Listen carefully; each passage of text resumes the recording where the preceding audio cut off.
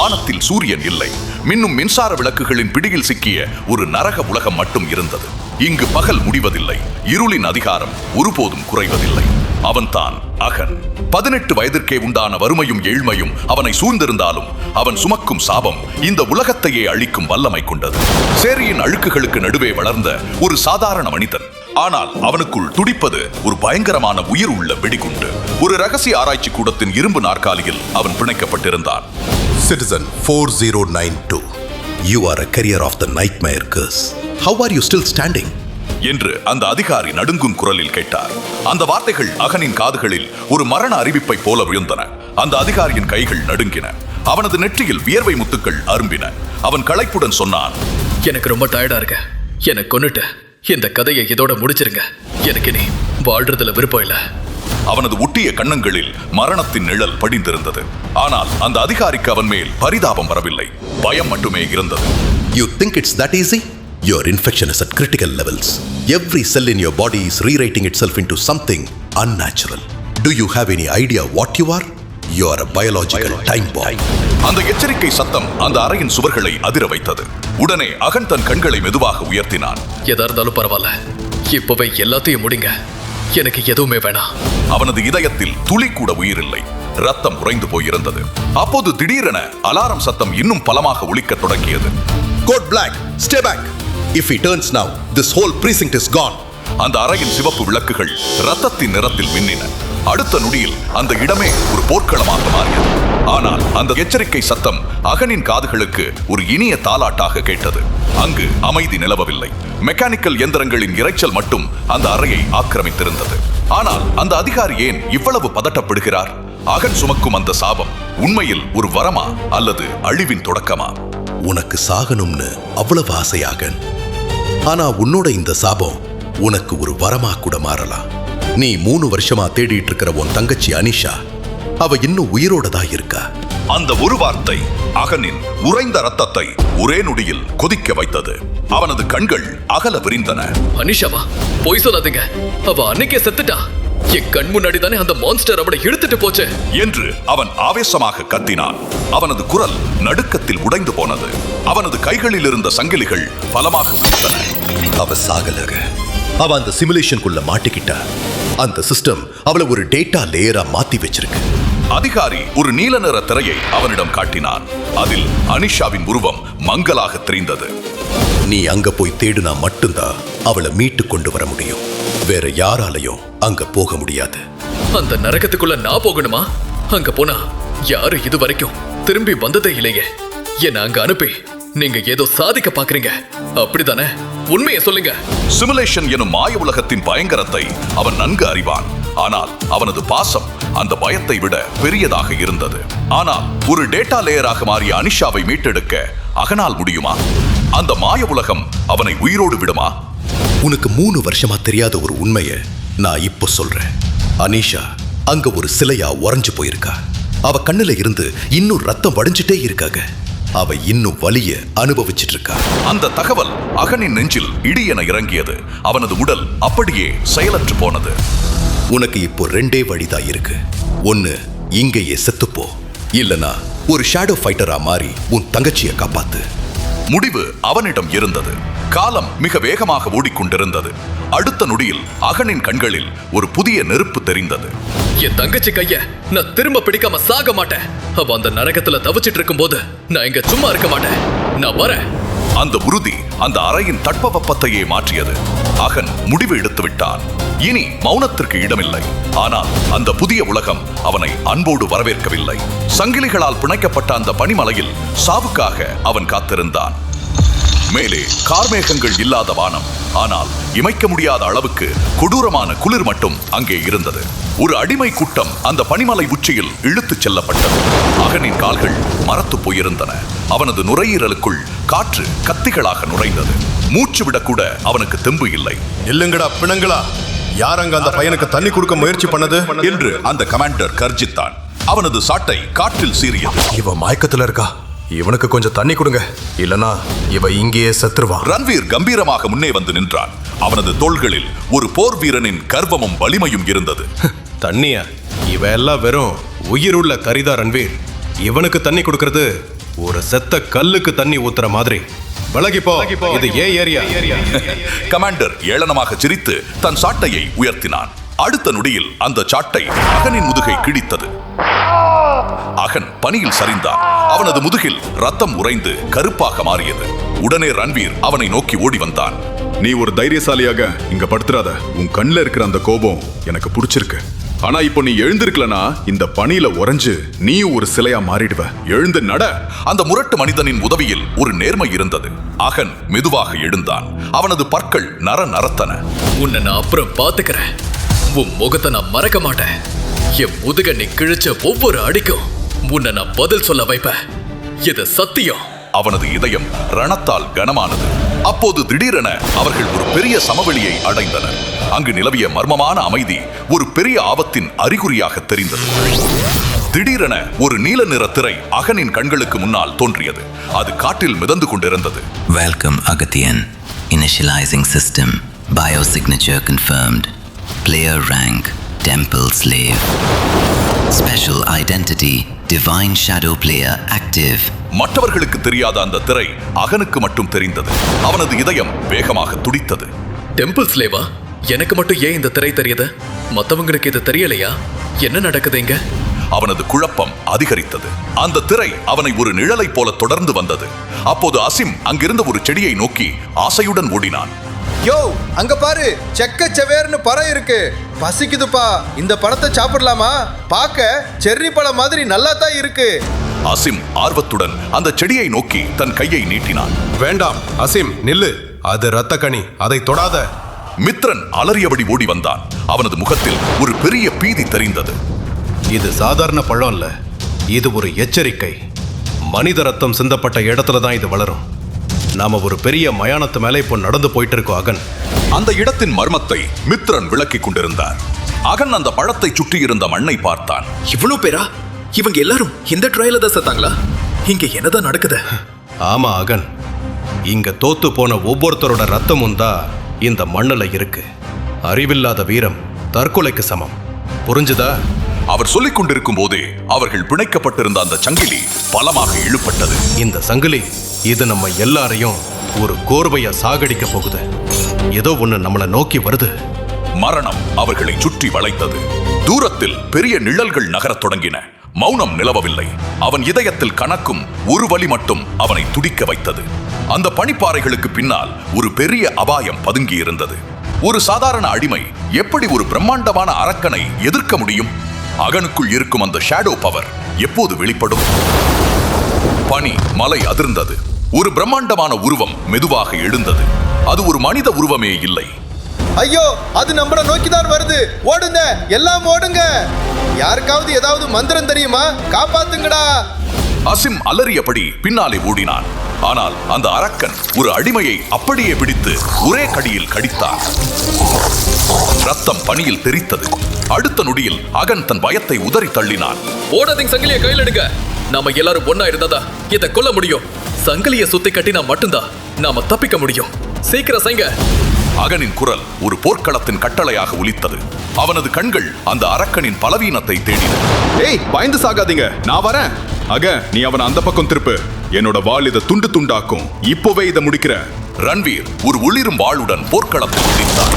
அப்போது அகன் சங்கிலியை பலமாக இழுத்தான். இப்போ மித்ரன், அசிம் எல்லாரும் ஒன்னா சேர்ந்து இழுங்க.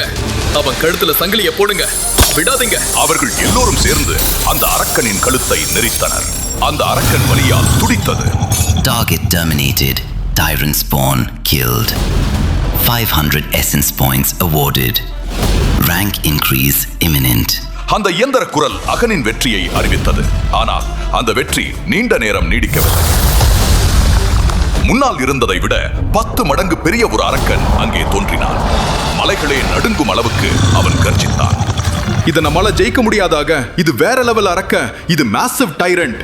இவன் ஒரு மலையை கூட உடைப்பா. நாம இங்கேயே சாக போறோம். ரன்வீரின் கைகள் முதல் முறையாக நடுங்கின. அகன் சுற்றும் முற்றும் பார்த்தான். அப்போது அவனுக்கு ஒரு யோசனை தோன்றியது. முடியும். அந்த வண்டியை பாருங்க. அந்த சக்கரத்துல இருக்கிற இரும்பு சங்கிலிய இதோட இணைங்க. அந்த பள்ளம் தான் நம்ம வழி. இப்போ தள்ளுங்கடா, தள்ளுங்க. இது நம்மளோட கடைசி வாய்ப்பு. அகனின் கண்கள் ஒரு வேட்டையனின் கூர்மையை பெற்றன. அவனது உடல் முழுவதும் ஒரு புதிய சக்தி பாய்ந்தது. இது தற்கொலை அகன். அந்த சங்கிலி அருந்து போனா நாம எல்லாரும் அப்படியே கீழே விழுந்து செத்துருவோம். சும்மா இருந்த சாவறதை விட போராடி சாகலாம். தள்ளுங்க. அந்த பாரமான வண்டி சரிவில் உருண்டு ஓடியது. அந்த அரக்கனை இழுத்துக் கொண்டு அது பள்ளத்தில் விழுந்தது. அந்த மலை உயரத்தில் இருந்து அகனும் அந்த அதல பாதாளத்தில் விழுந்தான். மலை அமைதியானது. அகன் தரையில் விழுந்து தன் மூச்சை பிடிக்க சிரமப்பட்டான். அவனது உடலில் பல இடங்கள் உடைந்திருந்தன. Major victory. Tyrant Beast defeated. Sleeper rank achieved. Shadow power unlocked. அடுத்த நொடியில் அகனின் நிழல் தரையில் நீண்டு வளர்ந்தது. அது ஒரு சாதாரண மனித நிழல் இல்லை. அந்த நிழலில் இருந்து ஆயிரக்கணக்கான கருப்பு கரங்கள் வெளிவந்தன. இது ஒரு ஆரம்பம் தான். அனிஷா, உன் அண்ணன் வந்துட்டு இருக்க. இந்த சிமுலேஷனை நான் தரைமட்டமாக்காம விட மாட்டேன். அவனது குரல் அந்த பனிமலையையே நடுங்க வைத்தது. அப்போது அந்த சிஸ்டம் மீண்டும் பேசத் தொடங்கியது. Do you wish to consume the soul of the fallen tyrant? Warning. This will change your humanity forever. Once consumed, there is no turning back to your human life. அகன் அந்த அந்தரத்தில் தொங்கும் சக்தியை உற்று நோக்கினான். அவனது கண்கள் சிவப்பாக மின்னத் தொடங்கின. எனக்கு என் மனுஷ வாழ்க்கை முக்கியம் இல்ல, என் தங்கச்சி தான் முக்கியம். நான் இதை ஏத்துக்கிறேன் என்று அவன் கர்ஜித்தான். அவனது இதய துடிப்பு டிஜிட்டல் ஓசையுடன் கலந்தது. இருளில் அவனது கண்கள் மட்டும் சிவப்பாக மின்னத் தொடங்கின. அவனது நிழல் அந்த அரக்கனின் ஆன்மாவை அப்படியே விழுங்கியது. அகன் சுமக்கும் அந்த நைட்மேர் கர்ஸ் உண்மையில் எத்தகையது? அனிஷாவை அந்த மாய உலகிலிருந்து அவனால் மீட்க முடியுமா? அந்த மர்மமான நிழல் சக்தி அகனை ஒரு மனிதனாக இருக்க விடுமா? சிமுலேஷன் உலகத்தின் அடுத்த கட்டத்தில் அகனுக்காக காத்திருக்கும் ஆபத்து என்ன? அகன் தனது மனித தன்மையை இழந்து என்னவாக மாறுவான்? அனிஷாவின் கண்ணீருக்கு பின்னால் இருக்கும் மர்மம் என்ன? ஒரு சாதாரண அடிமை எப்படி இந்த பிரபஞ்சத்தையே ஆளப்போகிறான்? அவனது நிழல் எத்தகைய கொடூரமான அரக்கர்களை விழுங்கப் போகிறது? வானம் எங்கும் கரும்புகை சூழ்ந்திருக்க சூரியனை பார்த்து பல வருடங்கள் ஆகிவிட்டன. இங்கே பகலையும் இரவையும் தீர்மானிப்பது இயற்கை அல்ல, அரசாங்கம் எரியவிடும் ஆர்டிபிஷியல் லைட்ஸ்கள் மட்டுமே. வீதிகளில் ஆங்காங்கே சிதறி கிடக்கும் எந்திர குப்பைகளும் உடைந்து நொறுங்கிய வாகனங்களும் அந்த மெகா சிட்டியை போர்க்களம் போல காட்டியது. அச்சத்தில் உறைந்து போயிருக்கும் மனிதர்கள் எந்நேரமும் எவரோ தங்களை துரத்துவது போன்ற பதற்றத்துடனே நகர்ந்தார்கள். வானத்தில் வட்டமடித்த ட்ரோன்கள் கண்காணிப்பு கேமராக்களாகவும் மரண அபாயத்தை அறிவிக்கும் அரசாங்கத்தின் எச்சரிக்கை குரலாகவும் காற்றில் சுழன்று கொண்டிருந்தன. உறக்கம் உயிரை கொல்லும் யமன், பிடித்திரு, உயிர் பிழைத்திரு. இந்த பரபரப்பிற்கும் அந்த எச்சரிக்கைக்கும் முற்றிலும் முரணாக ஒரு சிறு பார்க்கில் இருந்த துருப்பிடித்த பெஞ்சில் உடல் சோர்ந்து எனர்ஜி முழுவதுமாக இழந்த நிலையில் அமர்ந்திருந்தான் 18 வயது அகன். பல இரவுகள் தூக்கமின்றி போராடியதின் அடையாளமாக அவனுடைய கண்களை சுற்றி அடர்ந்த கருவலயங்கள் படிந்திருந்தன. தனக்கு எதிரில் இருந்த போலீஸ் ஸ்டேஷனையே வெறித்து பார்த்திருந்தான். அவன் கையில் ரெப்ளிகேட்டர் இயந்திரத்தால் அச்சடிக்கப்பட்ட ஒரு கனமான காஃபி நிரம்பிய பேப்பர் கப் இருந்தது. சிட்டி ஓரத்தில் உள்ள ஸ்லம்களில் வாழும் அகனை போன்ற மக்களுக்கு இந்த ஆர்கானிக் பிளாக் பீன் காஃபி என்பது எட்டாக்கனி. அது எலீட் மக்களுக்கு மட்டுமே சாதாரணமாக கிடைக்கக்கூடிய பிளான்ட் பேஸ்ட் ஆர்கானிக் காஃபி. இன்று ஒரு நாளாவது பணக்காரர்களைப் போல வாழ ஆசைப்பட்ட அகன் இந்த ஒரு கப் காஃபியை வாங்க தனது சேமிப்பு மொத்தத்தையும் செலவழித்திருந்தார். காரணம், இன்றுதான் அவன் உயிரோடு வாழப்போகும் கடைசி நாள். அந்த காஸ்ட்லியான காஃபியின் வெதுவெதுப்பான சூட்டை அனுபவித்தவாறே கப்பை உயர்த்தி அதன் நறுமணத்தை முகர்ந்து பார்த்தார். பிறகு தயக்கத்துடன் ஒரு சிப் குடித்தார். அடுத்த கணம், இது என்ன இவ்வளவு கசப்பா இருக்கு? இதை எப்படி இந்த பணக்காரங்க எல்லாம் ரசிச்சு குடிக்கிறாங்கன்னு தெரியலையே. இந்த காசுக்கு நான் வேற எதையாவது வாங்கியிருக்கலாம். பட் பரவாயில்ல, எப்படியும் இது இன்னும் கொஞ்ச நேரம் என்னை தூங்க விடாம ஆக்டிவா வச்சிருக்கும் என்று தனக்குத்தானே சமாதானம் சொல்லிக்கொண்டு அந்த எக்ஸ்பென்சிவான காஃபியை மெதுவாக குடிக்க ஆரம்பித்தார். சிறிது நேரத்தில் மீண்டும் கண்கள் தூக்கத்தில் சொருக, பின் சட்டென்று தன்னைத்தானே கன்னத்தில் அறைந்து தலையை உலுக்கி தெளிவுபடுத்திக் கொண்டவன், இதுக்கு மேலே என்னால கண்ட்ரோல் பண்ண முடியாது என்று முடிவெடுத்து காஃபியை மொத்தமாக குடித்துவிட்டு எழுந்து நின்றார். கப்பை தூக்கி குப்பை தொட்டியில் வீசிவிட்டு எதிரில் இருந்த போலீஸ் ஸ்டேஷன் உள்ளே நுழைந்தார். அந்த ஸ்டேஷன் உள்ளே மெயின் லாபியில் அந்த சிட்டியின் வாண்டட் கிரிமினல்ஸ் போட்டோக்கள் ஒவ்வொன்றாக ஒரு பெரிய டிஜிட்டல் ஸ்கிரீனில் மாறிக்கொண்டே இருந்தது. ரிசப்ஷன் கவுண்டரில் இருந்த ஆபீசர் உள்ளே நுழைந்த அகனை எரிச்சலாக பார்த்து, ஏ தம்பி, உனக்கு என்ன வேணும் என்று கேட்க, தூக்க கலக்கத்தில் இருந்த அகன் நிற்க முடியாமல் தடுமாறினார். அவனிடமிருந்து பதில் வராததால் எரிச்சல் அடைந்த ஆபீசர், ஏய், உன்னதான் கேக்குறேன், என்ன வழி மாறி வந்துட்டியா என்று கடுமையான குரலில் மீண்டும் கேட்க, நான் நைட்மேர் கர்ஸ்னால பாதிக்கப்பட்டிருக்கேன் என்று அகன் சொன்னதும் அதிர்ச்சி அடைந்த ஆபீசர், என்ன, எத்தனை நாள் ஆச்சு என்று கேட்க, ஒரு வாரம், இதுக்கு மேல தூங்காம சுத்திக்கிட்டு இருக்க முடியாது, அதான் தேர்ட் செக்யூரிட்டி ஆர்டர் படி நைட்மேர் கர்ஸ்னால பாதிக்கப்பட்ட நபரா சரண்டர் ஆக வந்திருக்க என்று சொல்லும் போதே அகனின் கண்கள் சொருகியது. தலையை ஆட்டி வெடித்துக் கொண்டார். அதை பார்த்ததும் பதட்டமாகிய ஆபீசர் அருகில் இருந்த எமர்ஜென்சி பட்டனை அழுத்த மொத்த செக்யூரிட்டி டவர் பில்டிங்கிலும் அலாரம் அடித்தது. Code black, I repeat, code black என்று எச்சரித்தார். Nightmare curse. இந்த வார்த்தையை கேட்டதுமே அந்த ஆபீசருக்கு பயம் தொற்றிக் கொண்டதற்கு வலுவான காரணம் இருந்தது. சில ஆண்டுகளுக்கு முன்புதான் இந்த நைட்மேர் கர்ஸ் என்கிற தீய சக்தி உலகை தாக்கியது. அதன் விளைவாக லட்சக்கணக்கான மக்கள் மீண்டு வர முடியாத ஒரு நிரந்தர தூக்க நிலைக்கு சென்றார்கள். ஆனால் அதற்கு காரணம் என்னவென்று புரியாமல் குழம்பி போன மருத்துவர்களாலும் விஞ்ஞானிகளாலும் அவர்களை தூக்கத்தில் இருந்து எழுப்பவும் முடியவில்லை, யாரையும் காப்பாற்றவும் முடியவில்லை. அரசாங்கங்கள் பீதியின் உச்சத்திற்கே சென்றன.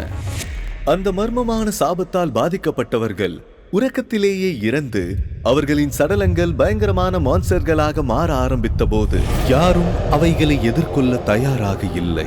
இந்த நைட்மேர் கிரீச்சர்கள் இராணுவங்களை துரிதமாக முறியடித்து உலகத்தின் பெரும்பாலான பகுதிகளை நாசமாக்கியது.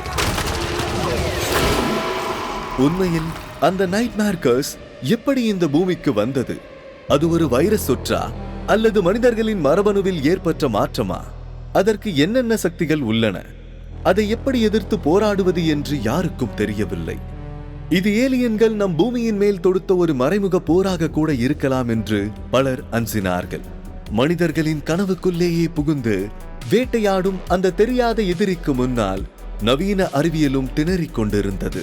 இறுதியில் அந்த அச்சுறுத்தலை முடிவுக்கு கொண்டு வந்தது அந்த நைட்மேர் கர்ஸின் முதல் சோதனையில் இருந்து உயிருடன் தப்பி மீண்டவர்கள்தான்.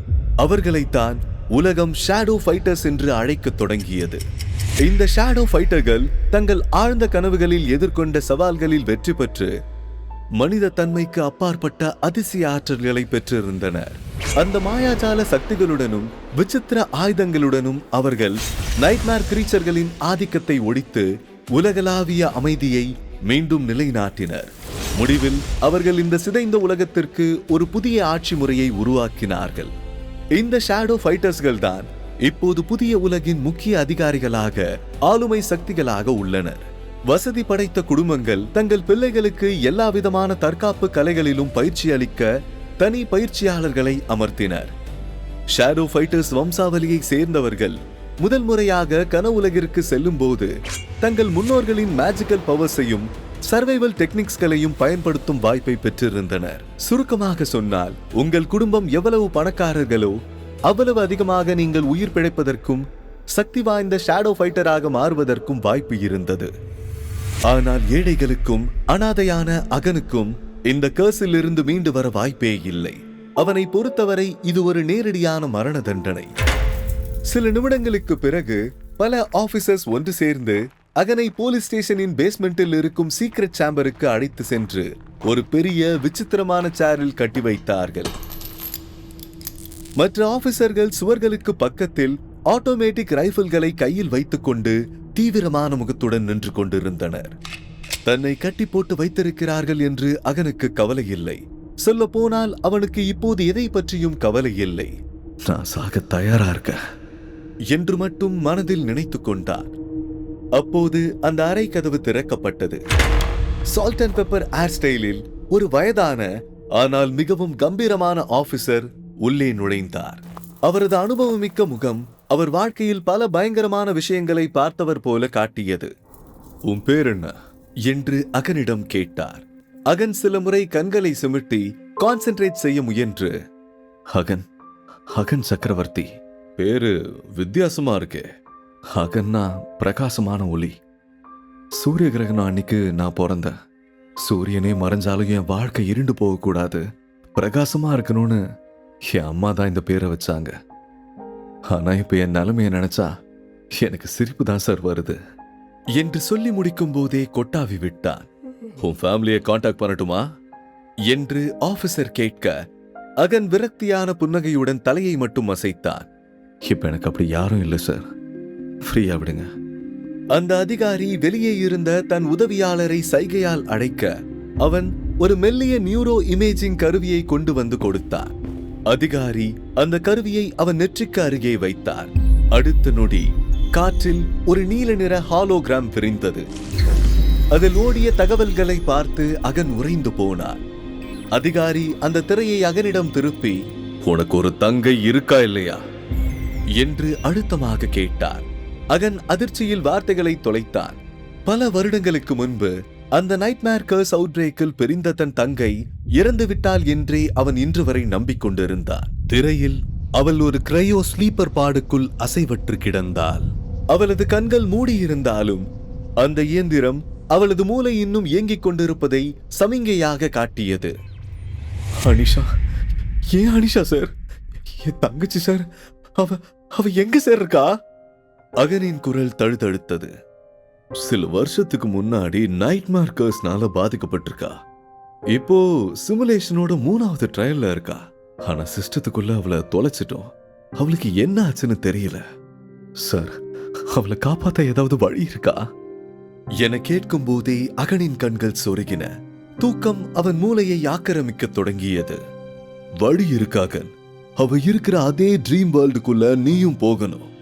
லிசன், நீ அவளை திரும்ப சந்திக்க 0.1% வாய்ப்பு தான் இருக்கு. ஆனா அந்த சின்ன வாய்ப்பு உனக்கு கிடைக்கணும்னா கூட முதல்ல நீ உயிர் பிழைக்கணும். அகன் தன் சிதறும் கவனத்தை ஒரு புள்ளியில் குவித்து பற்களை கடித்துக் கொண்டு சொன்னான். சார், அந்த 0.1% வாய்ப்பு போதும் எனக்கு. என் தங்கச்சி கையை திரும்ப பிடிக்காம நான் சாக மாட்டேன். அதிகாரி அகனை சற்று ஆச்சரியத்துடன் பார்த்தார். சரி அகன், நமக்கு முழு ப்ரொசீஜருக்கும் டைம் இல்ல. இந்த நைட்மேர் கர்ஸ் பத்தி உனக்கு எவ்வளவு தெரியும் சொல்லு. எல்லாருக்கும் தெரிஞ்ச அளவுதான்.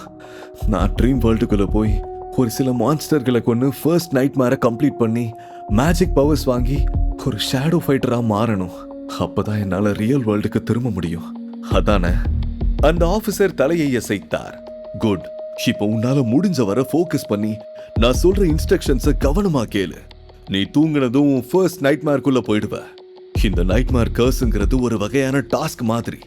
உள்ள போனதும் நீ ரொம்ப மோசமான மான்ஸ்டர்களை சந்திப்ப. பயங்கரமான கிரீச்சர்ஸ் உன்னை கொல்றதுக்கு எல்லா முயற்சியும் பண்ணும். அங்க நீ மனுஷங்களையும் சந்திப்ப. அவங்க யாரையுமே நம்பாம உனக்கு நீயே ஃபைட் பண்றதுதான் பெஸ்ட். ரிமெம்பர், அவங்க யாருமே உண்மையானவங்க இல்ல. உன்னை சோதிக்க அந்த கர்ஸ் வரவழைக்கிற இல்லூஷன்ஸ் மட்டும்தான். அது உங்களுக்கு எப்படி தெரியும்? போலீஸ் அதிகாரி அவனை முறைத்து பார்த்தார். இல்ல, நான் என்ன கேட்க வந்தனா, அந்த கர்ஸ் என்ன எப்படி வேலை செய்யுதுன்னு யாருக்குமே தெரியாது இல்லையா? அப்போ அவங்க உண்மையானவங்க இல்லைன்னு உங்களுக்கு எப்படி தெரியும்? என்ன போலவே அவங்களும் இந்த நைட்மேர் கர்ஸ்னால பாதிக்கப்பட்டு ட்ரீம்குள்ள வந்தவங்களா இருக்கலாம்ல? இருக்கலாம். பட் நீ அவங்கள கொல்ல வேண்டியிருக்கும் தம்பி. அதனால அவங்கள வெறும் இல்லூஷனா மட்டும் நினைச்சுக்கோ. அதுதான் உனக்கு நல்லது. ஓ. அந்த ஆபீசர் ஒரு நிமிடம் காத்திருந்து தலையசைத்து தொடர்ந்தார். உன் ஃபர்ஸ்ட் நைட்மேர்ல நிறைய விஷயங்கள் உன் லக்க பொறுத்து தான் அமையும். நீ நைட்மேருக்குள்ள போனதும் முதல்ல உன்னோட பவர் ஸ்டேட்டஸை செக் பண்ணணும். நீ சண்டை போடுறதுக்கு என்ன ஆயுதம் கிடைக்குதுன்னு பாரு. ஒரு வாலோ வில்லோ கிடைச்சா நீ சர்வை பண்றதுக்கு ஹெல்ப்ஃபுல்லா இருக்கும். ஒருவேளை நீ அன்லக்கியா இருந்து உனக்கு கிடைச்ச பவர் சண்டைக்கு கொஞ்சமும் உதவாததா இருந்தா கூட டிசப்பாயிண்ட் ஆகாத. அதை எப்படி பயன்படுத்தலாம்னு யோசி. நீ சாமர்த்தியமா செயல்படணும், அவ்வளவுதான். யூஸ்லெஸ் பவர்ஸ்னு ஷேடோ வேர்ல்ட்ல எதுவுமே கிடையாது. அதனால சர்வைவ் ஆகிறதுக்கு உன்னால முடிஞ்ச எல்லாத்தையும் செய். அகனுக்கு தூக்கம் அதிகமாகிக் கொண்டே இருந்தது. அந்த உரையாடலை புரிந்து கொள்வதே அவனுக்கு கடினமாகிக் கொண்டிருந்தது. அப்புறம் நீ சொன்ன அந்த மேஜிக் பவர்ஸ், அந்த ஃபர்ஸ்ட் ட்ரையலை சக்சஸ்ஃபுல்லா கம்ப்ளீட் பண்ணி உயிரோட திரும்பி வந்தனா அது உனக்கு கண்டிப்பா கிடைக்கும். அந்த ட்ரையல்ல நீ எப்படி ஜெயிக்கிறங்கிறத பொறுத்துதான் உனக்கு என்ன மாதிரியான பவர்ஸ் கிடைக்கும்ன்றதே தெரியும். இப்போது அந்த ஆபீசரின் குரல் மேலும் மேலும் தூரமாக கேட்டது. அகனின் இமைகள் மிகவும் கனத்திருந்தன. அவன் கண்களை திறந்திருக்க போராடினான். அகனின் பார்வைக்கு அந்த ரூம் மேலும் மங்கலாகி கொண்டிருந்தது. நீ சர்வைவ் ஆகிட்டா ஒரு ஷேடோ ஃபைட்டரா இந்த ரியல் வேர்ல்டுக்கு திரும்ப வருவ. நீ இறந்து போனா உன் மூலமா இந்த உலகத்துக்குள்ள ஒரு நைட்மேர் கிரீச்சர் வர்றதுக்கான கேட்ட திறந்து விடுவ. So Agan, please don't tie.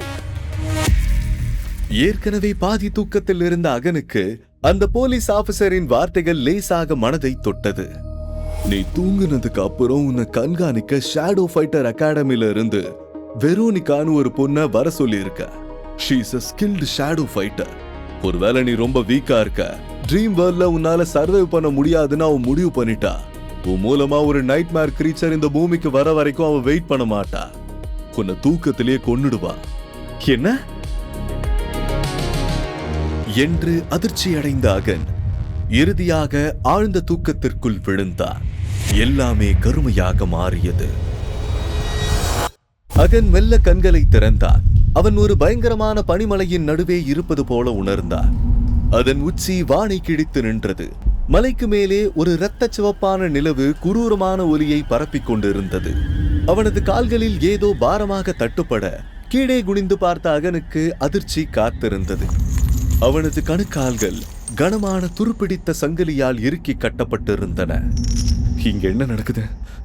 நான் எங்க இருக்க என்றவன் பதட்டமடைய திடீரென்று வானிலிருந்து கீழே விழுந்த சூரியன் மேற்கில் உதித்து வானம் முழுவதும் ஓடி உடனே கிழக்கில் மறைந்தது. தரையில் இருந்த பனிக்கட்டிகள் மேலே எழுந்து மேகங்களுக்குள் போய் சேர்ந்தன. அப்போதுதான் நேரம் பின்னோக்கி போவதை அகன் உணர்ந்தான். ஒரு நொடியில் நூற்றுக்கணக்கான வருடங்கள் கடந்து போவது போன்ற காட்சி அவன் எதிரில் பனி நீங்கி பழைய சாலை கற்களாக தெரிந்தது. தரையில் மனித எலும்புகள் சிதறி கிடப்பதை கண்டு அகனுக்கு உடல் நடுங்கியது. அடுத்த கணமே எலும்புகள் மறைந்தன. அந்த இடத்தில் அடிமைகளின் கூட்டம் மலை மீது ஏற முன்னோக்கி நகர்வதை பார்த்தான். அவர்கள் சங்கிலிகளின் சத்தம் மலையில் முழுவதும் பயங்கரமாக எதிரொலித்தது. நேரம் மெதுவாக நின்றுவிட பிறகு மீண்டும் அதன் பழைய வேகத்தில் நகரத் தொடங்கியது. அப்போது ஒரு கணீர் குரல் அகனின் காதில் விழுந்தது. அடிமையே, நைட்மேர் வேர்ல்டுக்கு உன்னை வரவேற்கிறேன். உனது முதல் சோதனைக்கு தயாராக. அகன் திடுக்கிட்டு நாலாபுரமும் தேடினான். யாரது? யார் பேசுறது? அகனின் செவிகளுக்குள் அந்த குரல் எங்கிருந்து வருகிறது என்று தெரியாதபடி அவனது மூளைக்குள் நேரடியாக எதிரொலித்தது. அது மனித குரல் போல இல்லை. எந்த உணர்ச்சியும் இல்லாமல் கட்டளையிடுவது போல மர்மமாக ஒலித்தது. திசை தெரியாத அந்த பனிமலையில் அகன் நடக்கத் தொடங்கினான். ஒவ்வொரு அடியும் அவனுக்கு பெரும் வேதனையை தந்தது. கிழிந்த ஆடையும் ரத்தம் கசியும் பாதங்களும் அவனை கடும் குளிரில் நடுங்கச் செய்தன. அவனது கை கால்களில் கட்டப்பட்டிருந்த கனமான சங்கிலிகள் புண்ணாகி போயிருந்த அவன் தோலை உரசி உயிர் போகும் அளவுக்கு வலியை தந்தது. அகன் முன்னும் பின்னும் பார்த்தான். நீளமான சங்கிலியில் நூற்றுக்கணக்கான மனிதர்கள் அவனைப் போலவே பிணைக்கப்பட்டிருந்தார்கள். அவனுக்கு முன்னே இருந்த பாடி பில்டர் முதுகு முழுவதும் இரத்த காயங்களுடன் நடந்து கொண்டிருந்தார். பின்னால் இருந்தவனோ எதையோ முணுமுணுத்துக் கொண்டே வந்தான். அவ்வப்போது குதிரையில் வரும் போர் உடையில் இருந்த வீரர்கள் அவர்களை ஏளனமாக பார்த்து சென்றனர். ஐயோ, நான் இந்த அடிமை கூட்டத்துல ஒருத்தனா? இந்த நைட்மேர் வேர்ல்ட்ல பயணத்தை தொடங்கும் போது சண்டை போடுறதுக்கு ஏதாவது ஆயுதங்கள் இருக்கும்னு எதிர்பார்த்தேன். ஆனா இப்படி ஒரு அடிமையா இருப்பேன்னு நினைச்சு கூட பார்க்கல. இந்த சோதனை எவ்வளவு கடினமானதோ அவ்வளவுக்கு பெரிய பலனை தரும் என்ற நம்பிக்கையில் அகன் தனது பவர் ஸ்டேட்டஸ் திரையை வரவழைத்து பார்த்தான். காற்றில் மின்னிய அந்த குறியீடுகள் விசித்திரமான கோடுகளாகவும் புரியாத ஏலியன் மொழி வடிவிலும் இருந்தன. என்னது இது? ஒண்ணுமே புரியலையே என்று அவன் குழம்பி போனான். ஆனால் அடுத்த சில வினாடிகளில் அந்த திரையில் ஒரு மாற்றம் தெரிந்தது. அந்த விசித்திரமான எழுத்துக்கள் மெல்ல உருமாறி அவனுக்கு பரிச்சயமான தமிழ் மற்றும் ஆங்கிலம் கலந்த எழுத்துக்களாக மாறின. அந்த நைட்மேர் கர்ஸின் விசித்திரமான சக்தி அந்த ஏலியன் மொழியை அகனின் புரிதலுக்கு ஏற்ப தானாகவே மொழிபெயர்த்து அவனுக்கு காட்டியது. இப்போது அந்த குறியீடுகள் அவனுக்கு மிக தெளிவாக புரிந்தன. Power status name Agan Chakravarthi, rank sleeper, weapon no. Status temple slave. பாக்குறவன் மொழிக்கேத்த மாதிரி இது மாறுதா? செம ஃபேண்டசியா இருக்கே என்று அவன் வியந்தாலும் அதிலிருந்த டெம்பிள் ஸ்லேவ் என்ற வார்த்தை அவனை மீண்டும் ஒரு முறை சுருக்கென்று தைத்தது. டெம்பிள் ஸ்லேவ், கோயில் அடிமையா?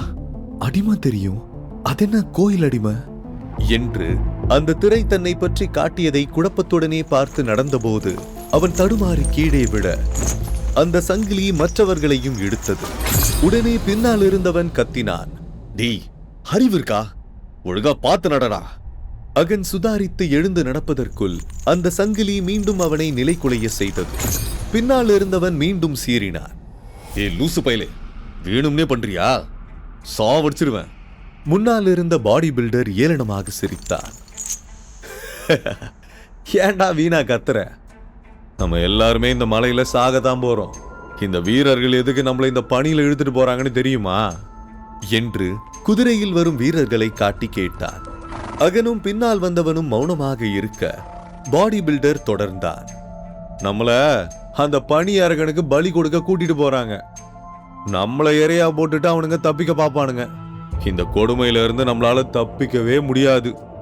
அகன் ஒரு நிமிடம் தயங்கிவிட்டு நடுக்கத்துடன் மெதுவாக தனக்குள் முணுமுணுத்தான், இது வெறும் கனவுதான் அகன், பயப்படாத, இது நிஜமல்ல. இது நைட்மேர் கர்ஸ் உனக்கு வச்சிருக்க டெஸ்ட். எப்படியாவது இதுல இருந்து வெளியே போக வழி இருக்கும், அதை மட்டும் யோசி. அவன் முணுமுணுப்பதை பார்த்துவிட்டு பின்னால் வந்த திருட்டு மொழிக்காரன் எரிச்சலுடன் கத்தினான், ஏய் என்னடா தனியா உளறிக்கிட்டு இருக்க? பயத்துல பேய் பிடிச்சிருச்சா? இந்த குளிர்ல என் கை காலெல்லாம் மரத்து போகுது, சாட்டை அடி வாங்கி வாங்கி முதுகு பிளக்குது, வெறுப்பே தம ஒழுங்கா நடடா என்று அவனை ஒரு மாதிரியாக பார்த்துவிட்டு திரும்பிக் கொண்டான். அகனுக்கு புரிந்தது, இவங்க எல்லாம் இல்லூஷன் தான். இவங்க கிட்ட போய் இது ஒரு நைட்மேர், நாம ஒரு மாய உலகத்துல இருக்கோம்னு சொன்னா யாருமே நம்ப மாட்டாங்க. இவங்களுக்கு இதுதான் ரியாலிட்டி. இப்ப புரியுது, நான் மட்டும்தான் இந்த நிழல் உலகத்துல மாட்டிக்கிட்ட ஒரே நிஜம். திடீரென்று பின்னால் இருந்து மூன்றாவது குரல் வந்தது, அந்த பையனை ஒன்னும் பண்ணாதீங்க, அது உங்களுக்கு தான் ஆபத்து. திருட்டு மொழிக்காரன் எரிச்சலானான், ஏன் இவன் என்ன பெரிய இவனா? அந்த அமைதியான குரல் சொன்னது, அவன் உடம்புல இருக்க அடையாளத்தை பாத்தீங்களா? அவன் நம்மள மாதிரி கடன் பட்டு குற்றம் செஞ்ச அடிமையானவன் இல்ல, அவன் பிறப்பிலேயே கோயில் அடிமை. இங்க இருக்கிற அழிஞ்சு போன ஷேடோ காட் கோயிலுக்கும் இவனுக்கும் ஏதோ சம்பந்தம் இருக்கு. அகன் அந்த சாந்தமான குரலுக்கு சொந்தக்காரரை பார்க்க முயன்றான். ஆனால் பனியால் முகம் சரியாக தெரியவில்லை. முன்னால் இருந்த பாடி பில்டர், அதுக்கு என்ன இப்போ, இங்க இருக்கிற கடவுளுக்கு அவரோட கோயிலையே காப்பாற்ற முடியல, இந்த கையால் ஆகாத ஷேடோ காடை பார்த்து நான் பயப்படணுமா? அந்த சாந்தமான குரல் மீண்டும் சொன்னது, பயந்துதான் ஆகணும். ஏன்னா இந்த பனிமலையில இப்போ அந்த ஷேடோ காடோட அதிகாரம் தான் அதிகம். தெரியாம கூட அவரை சீண்டி பார்க்காதீங்க. அதை கேட்ட திருட்டு மொழிக்காரன் அகனை சுட்டி காட்டி, ஏன் அந்த ஷேடோ காடுக்கு கண் இல்லையா? இந்த சொத்த பயலுக்காக ஹெல்ப் பண்ண வருவாரா? காத்து பலமா அடிச்சாலே சுருண்டு விழுந்துருவான் போல என்று கிண்டலடிக்க கூட்டத்தில் சிரிப்பு சத்தம் கேட்டது. அப்போது ஒரு இளம் போர் வீரன் வெள்ளை குதிரையில் வந்தான். அவன் பார்க்க ஒரு சினிமா ஹீரோ போல ஹேண்ட்ஸமாக தெரிந்தான். ஹேய், என்ன சத்தம் என்றவன் அதட்ட மற்றவர் அவனிடம் பேச தயங்கினர். ஆனால் அந்த சாந்தமான நபர், ஒண்ணுமில்லைங்க, இந்த பையன் ரொம்ப வீக்கா இருக்கான், இப்படியே விட்டா இந்த குளிர்காத்துல உறைஞ்சு செத்துடுவான் போல, அதான் சொல்லிக்கிட்டு இருந்தோம் என்றான். அந்த வீரன் அகனை ஒரு நிமிடம் பார்த்தான். அகனின் உதடுகள் தண்ணீரின்றி வறண்டு போயிருந்தன. இறக்கப்பட்ட அந்த வீரன் தன் பையில் இருந்த ஒரு தண்ணீர் பாட்டிலை எடுத்து அகனிடம் நீட்டினான். ஏய், இந்த தண்ணியை குடி, கொஞ்சம் தூரம் போனதும் நாம ரெஸ்ட் எடுக்க டைம் கிடைக்கும் என்றான். அகன் அந்த பாட்டிலை வாங்கி கையை உயர்த்திய அடுத்த நொடி சுரீர் என்று ஒரு சாட்டையடி அவன் முதுகில் விழுந்தது. வலியால் அகன் துடித்து போனான். அடித்தது அந்த வீரர்களின் தளபதி. அவர் குதிரையில் இருந்தே கர்ஜித்தார், சோல்ஜர் என்ன பண்ணிக்கிட்டு இருக்க? சார், இந்த பையன் பாவம்னு தோணுச்சு, அதான் கொஞ்சம் தண்ணி கொடுத்தேன். இவனுங்க எல்லாம் உன் ஃப்ரெண்ட்ஸ் கிடையாது, அடிமைங்க. அவனுங்கள அப்படிதான் நடத்தணும். அவனுங்களுக்காக ஃபீல் பண்றது உன் வேலை இல்லை. கேம்ப் போட்டதும் அவங்களுக்கு தேவையான சாப்பாட்டை நாம தருவோம். அது வரைக்கும் எக்ஸ்ட்ரா சலுகை எதுவும் கிடையாது. நீ உனக்கு கொடுத்த வேலையை மட்டும் பாரு. இது உனக்கு லாஸ்ட் வார்னிங். அந்த இளம் வீரன் பயத்தில் அமைதியாக சென்றான். தளபதி வலியால் துடித்த அகனை ஒரு ஏளன பார்வையால் அளவெடுத்து விட்டு நகர்ந்தார். அந்த பார்வை அகனுக்குள் ஒரு கொலை வெறியை உண்டாக்கியது. வெறும் தண்ணி கேட்டதுக்கா இந்த அடி? அடிமைன்னு என்ன கேவலமா பார்த்ததுக்கே அவனை நான் கொல்லணும்னு தோணுது. வாய்ப்பு கிடைக்கட்டும், நான் யாருன்னு காட்டுறேன் என்று முதல் முறையாக உயிர் பிழைக்க வேண்டும் என்று வைராக்கியத்துடன் அடியெடுத்து வைத்தார். மலைப்பாதை மேடாக மாற நடக்கவே சிரமமாக இருந்தது. பனிக்காற்றை சுவாசிப்பது இதமாக இருந்தாலும் அதன் குளிர் மரணத்தை கண்முன் காட்டியது. ஆனால் வழியெங்கும் சில அடிமைகள் நடக்க முடியாமல் சரிந்து விழுந்தனர். அதை கவனித்த வீரர்கள் இரக்கமே இல்லாமல் விழுந்தவர்களை அந்த பள்ளத்தில் தூக்கி எறிந்தனர். அகனின் இதயம் படபடத்தது. மரணத்துக்கு தயாரா இருந்தாலும் இப்படி ஒரு கேவலமான சாவா? ரெஸ்ட் இன் பீஸ் பிரதர்ஸ் என்று முணுமுணுத்துக் கொண்டே தொடர்ந்து நடந்தார்.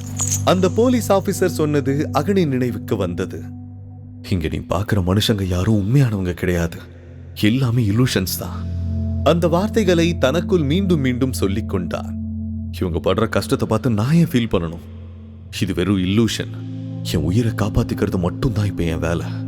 உண்மையில் இந்த நைட்மேர் கர்ஸ் அவனை தாக்கிய முதல் சில நாட்களில் அவன் மனமுடைந்துதான் போனான். இன்னும் 18 வயசு கூட முடியல, அதுக்குள்ள சாக போறோமேனு பயமா தான் இருக்கு. ஆனா நிதானமா யோசிச்சு பார்த்தா என் வாழ்க்கையில சந்தோஷப்பட என்ன இருக்கு? சில ஆண்டுகளுக்கு முன்னால் நிஜ உலகத்திற்குள் புகுந்து ஒரு நைட்மேர் கிரீச்சர் நடத்திய கோர தாண்டவத்தில் அகன் தன் பெற்றோரை இழந்தான். அந்த ஒரு நொடியில் அவனது குடும்பமே சிதைந்தது.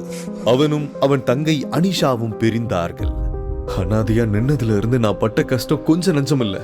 ஒருவேளை நான் நிஜ உலகத்துக்கே திரும்பி போனாலும் என் வாழ்க்கை மாறிட போகுதா என்ன? இந்த நைட்மேர் வேர்ல்டுக்கு வந்தது ஒரு விதத்துல நிம்மதிதான்.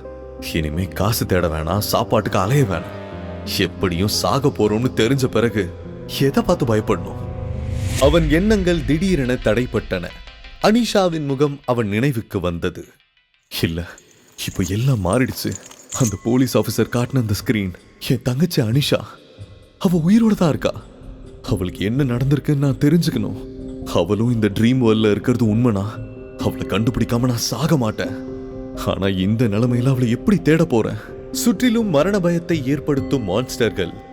உடலில் பலம் இல்லை, கையில் ஆயுதம் இல்லை. இன்னும் சில மணி நேரங்களில் தன்னோடு இருப்பவர்கள் எலும்புக்கூடாக போவது அவனுக்கு தெரிந்திருந்தது. அவளை காப்பாற்றணும்னா முதல்ல நான் இந்த சாவுல இருந்து தப்பிக்கணும். வாழ வேண்டும் என்று முடிவெடுத்தவனுக்கு சற்று ஆர்வம் மேலிட மீண்டும் அந்த பவர் ஸ்டேட்டஸ் திரையை வரவழைத்தான்.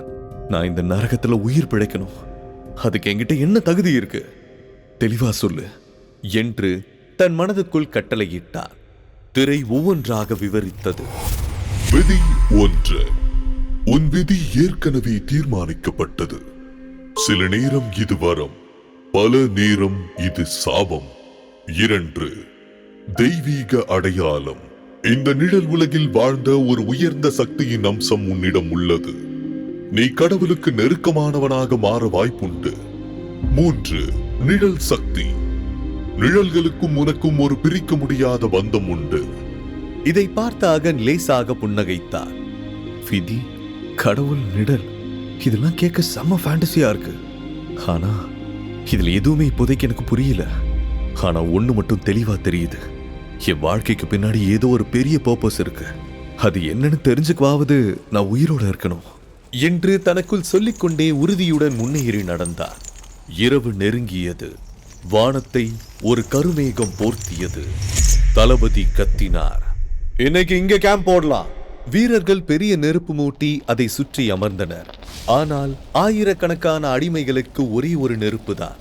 பலம் உள்ளவர்கள் அதை சூழ்ந்து கொள்ள அகன் போன்றவர்களுக்கு கடும் குளிர்தான் மிஞ்சியது. வீரர்கள் அனைவருக்கும் ஒரு கல்லை போன்ற கடினமான பிரெட் துண்டையும் தண்ணீரையும் கொடுத்தனர். அகன் அந்த பிரெட்டை தட்டி பார்த்தான். இது பிரெட்டா இல்ல செங்கலா? இதை வச்சு வீடே கட்டலாம் போல இருக்கு என்று ஆச்சரியப்பட்டான். பக்கத்தில் இருந்த திருட்டு மொழிக்காரன் எரிச்சலாக, இதுக்கு ஜெயில் சாப்பாடு எவ்வளவோ பரவாயில்ல என்று சொல்லிவிட்டு தரையில் இருந்த சிவப்பு நிற செர்ரி பழம் போன்ற ஒரு பழத்தை பறிக்க கையை நீட்டினான். வேண்டாம், அதை தொடாத, அதை சாப்பிட்டா நீ செத்துடுவ என்று அந்த சாந்தமான குரல் மறுபடியும் கேட்க அகன் திரும்பி பார்த்தான். இப்போது அவரது முகம் தெளிவாக தெரிந்தது. அவர் பார்க்க இன்டெலிஜென்ட் பர்சனாக தெரிந்தார். ஏன், உனக்கு எப்படி தெரியும்? திருட்டு முடிக்காரன் கேட்டான். இத பிளட் பெயின் பழம்னு சொல்லுவாங்க. மனுஷ ரத்தம் பட்ட இடத்துல தான் இது முளைக்கும் என்று அந்த சாந்தமான நபர் சொன்னார். அகன் அதிர்ச்சியுடன் சுற்றிலும் பார்த்தான். அங்கே சிதறி கிடந்த எலும்புக்கூடுகள் அவன் கண்ணில் பட்டன. நமக்கு முன்னாடி பல கோடி பேர் இங்க வந்திருக்காங்க. சிலர் தான் படைச்சிருக்காங்க. இது நம்ம முன்னோர்களோட சுடுகாடு என்று அவர் விளக்க, எவருக்கும் அந்த படத்தை சாப்பிட துணிச்சல் வரவில்லை. அகன் அந்த சாந்தமானவரிடம் கேட்டான், யாருங்க நீங்க? உங்களுக்கு இதெல்லாம் எப்படி தெரியுது? என் பேரு மித்ரன். இந்த நிழல் உலகத்தோட பழைய வரலாற்றையும் அழிஞ்சு போன ரகசியங்களையும் பத்தி நிறைய படிச்சிருக்க. நமக்கு முன்னாடி இந்த வழியில போனவங்களுக்கு என்ன ஆச்சுன்னு எனக்கு தெரியும். அதான் புக்ல படிச்ச அறிவை வச்சு ஓரளவுக்கு தயாரா இருக்க என்றார் அவர். புக்ஸ படிச்ச அறிவு இருந்தா போதுமா? இங்க இருக்கிற மான்ஸ்டர்களை சமாளிக்க உடம்புல பலம் இருக்கணும், சண்டை செய்ய தில்லு இருக்கணும் என்று பாடி பில்டர் நக்கலடித்தான். அதற்கு மித்ரன் அமைதியாக சொன்னார், நான் படிச்ச அந்த பழைய குறிப்புகள்ல ஒரு விஷயம் கவனிச்சிருக்கேன். வெறும் உடல் பலத்தை மட்டும் நம்பி இந்த மலைக்கு வந்த நிறைய பேர் திரும்ப உயிரோட போகல. ஏன்னா அவங்க கிட்ட புத்திசாலித்தனம் இல்ல. அறிவில்லாத வீரம் தற்கொலைக்கு சமம். புரிஞ்சுதா?